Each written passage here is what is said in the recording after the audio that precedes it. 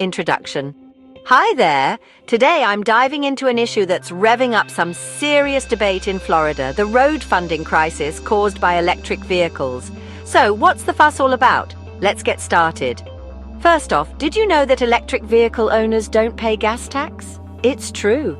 The gas tax has traditionally funded road construction and maintenance, but with more people switching to EVs, cities are starting to feel the financial squeeze. Florida in particular is feeling the pinch. Florida is one of the states most affected by this issue, second only to California. Why? Well, high tourism and a growing number of EVs are key factors. Let's look at some numbers.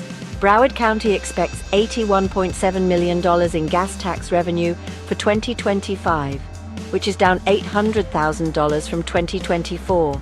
Compare that to the $91.2 million they received in 2005 and you can see the trend. Palm Beach County anticipates $54 million in 2025. The decline is due to several factors like increased EV usage, more people using mass transit, remote work and carpooling. So, how much is Florida's gas tax? It's 38.6 cents per gallon, making it the 12th highest in the nation. But with fewer people buying gas, that pool of money is shrinking fast. Now, what can be done about it? Some states have already taken action by increasing registration fees for EVs. 24 states have implemented this, with fees ranging from $50 to $200 annually.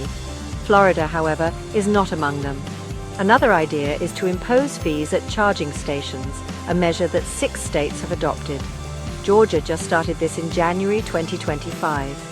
Some local leaders like Westlake Mayor John Paul O'Connor and State Rep. Kelly Skidmore suggest a tax per kilowatt at charging stations as a quick fix. But it's not all smooth sailing. A bill proposing a $200 annual registration fee for EVs in Florida failed in 2024. Opponents argued it would be like double taxation.